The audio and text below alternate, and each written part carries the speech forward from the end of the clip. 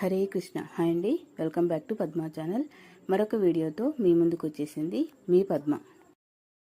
ఈరోజు మన వీడియోలో మామిడికాయ తొక్కు పచ్చడి ప్రిపేర్ చేసుకుందామండి. పచ్చడిని ఇలా చేసుకుంటే చాలా రుచిగా ఉంటుందండి.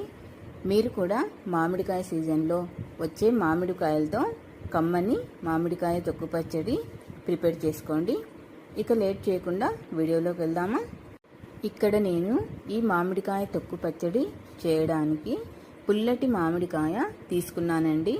అయితే మనం ఈ పచ్చడి నిల్వ పచ్చడిలా చేస్తున్నాం కాబట్టి కాయను బాగా కడిగిన తర్వాత తడి లేకుండా క్లాత్తో తుడిచి ఆ తర్వాత కట్ చేసుకోవాలి.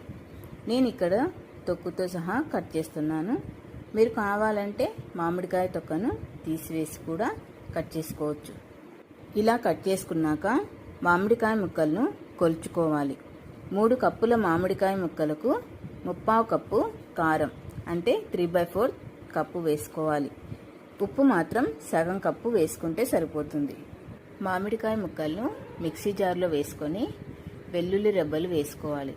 ఇందులోనే కొద్దిగా జీలకర్ర వేసుకొని పసుపు, కారం, ఉప్పు వేసి మిక్సీ చేసుకోవాలి. నేనైతే ఇక్కడ మిక్సీ పట్టేటప్పుడే కారం, ఉప్పు వేస్తున్నానండి.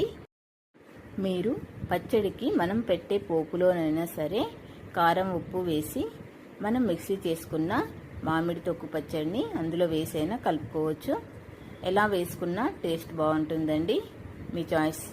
ఇప్పుడు మిక్సీ చేసుకుందామండి. ఇక్కడ ఒక విషయం గుర్తుంచుకోవాలి. మామిడికాయ ముక్కలను మిక్సీ పట్టేటప్పుడు మరీ మెత్తగా కాకుండా కాస్త బరకగా మిక్సీ చేసుకోవాలండి. ఇలా బరకగా మిక్సీ పట్టుకుంటేనే పంటి కింద మామిడికాయ ముక్క పడితే చాలా టేస్టీగా ఉంటుందండి.